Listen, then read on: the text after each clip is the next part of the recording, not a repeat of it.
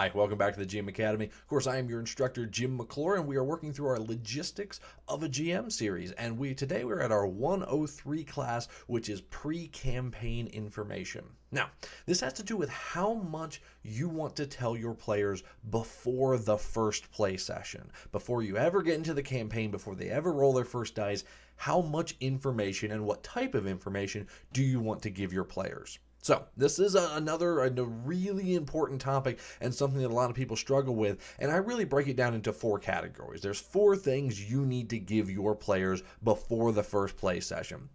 And that is system, character creation, what homebrew rules you're using, and setting. And we're going to get deeper into setting, but let's just touch on a couple of these others. These are the real basic fundamentals, and this isn't, earth-shattering stuff to you. You need to tell them what system that they're using. Are we playing Dungeons & Dragons? Are we playing Pathfinder? Are we playing L5R? Are we playing Shadowrun? Are we playing, whatever the myriad of systems that are out there? What system are we going to play? Because it's going to affect how people play the game. It's really important, really basic. The next thing is character creation. You want to tell them what are the restrictions, what is open to them, as much as you can on character creation, because before they show up to the first play session, even if you're doing a session 0, again, not another topic, you want to tell them as much information so they can start designing in their own minds even the character that they want to play. And that's really important. Get out there. Okay, if we're not going to allow barbarians, well, no barbarians. They need to know that, because nothing's worse than a player getting in their mind a character that they want to play and developing a name and a backstory and all these things they want to do, then to just find out, oh, I can't play him. I got to scratch all that and restart. Destroys motivation in the game. You want to get the character creation out there as much as possible. The next thing is homebrew rules. Changes you make to the system.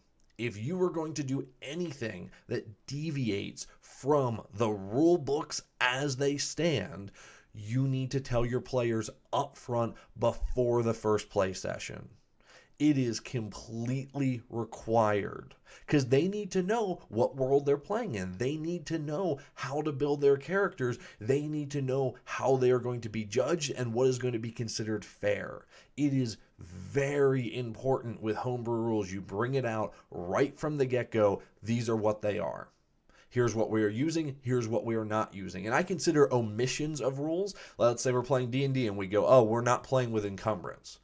That I call falls into the homebrew rule category, because you are taking the system as a whole and changing it. Absolutely nothing wrong with that. I highly encourage. I don't believe there's a system out there that I personally play without some modifications to it, just for personal taste.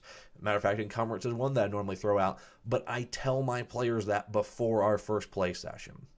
So that is all of our, what I'm going to call the basics of, most everyone does this. You're going to tell them system, you're going to tell character creation rules, you're going to tell them what rules you as the GM have changed. But the other thing is setting, your story, where it's taking place and what's currently happening. And how much do you want to tell your players before the first play session about this? Now, there's no real easy answer here. It is ultimately going to be personal taste, but I do have some guidelines that I follow and that I recommend to people. When you're thinking about what you want to tell the players, you want to give them the information that is relevant to their character being right there at the start of the campaign, but not telling them anything that they should naturally discover on their own.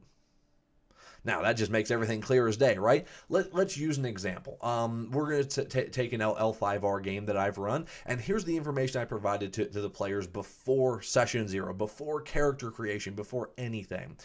You are samurai that are throughout the Empire, and a Emerald Magistrate, who is essentially the equivalent of the police, have requested of your lord to send you to assist in an investigation.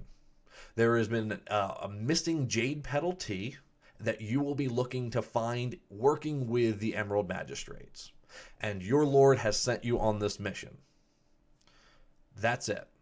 That's what I tell them. They now know from character creation, and I tell them what region they're going to if that's relevant in the game. They know, all right, we're going to be in this castle. We are going to be doing an investigation for Jade Petal Tea, working with the good guys, the Emerald Magistrates, the police. And that's what I know. Here's what I didn't tell him. I didn't tell him about who the local lord is, and I didn't tell her about all the problems she's having with the neighboring clan. I didn't get into all of the politics of the region. I didn't get into the history of the region, because that's all the stuff I want to come out and allow them to discover during gameplay.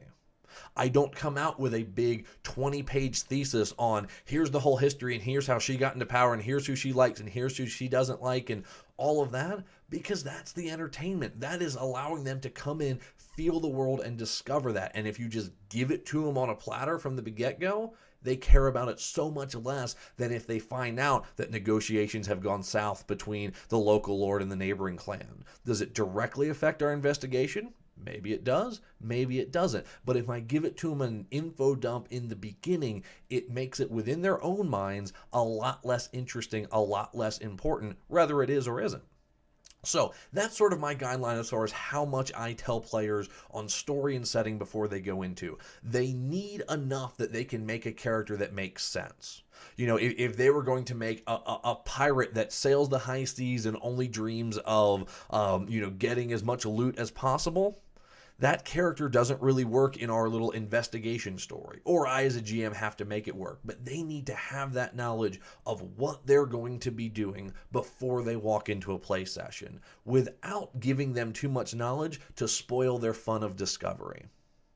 So there we go. That's been our 103 class on what to present players before your first class begins. Again, you get your basic logistical of they need to know what system they're playing, they need to know what character creation rules, they need to know what homebrew rules or rules you've changed, and they need to have a setting with enough detail to make a character but not enough to spoil the fun of discovery. That's been our 103 class. Class dismissed.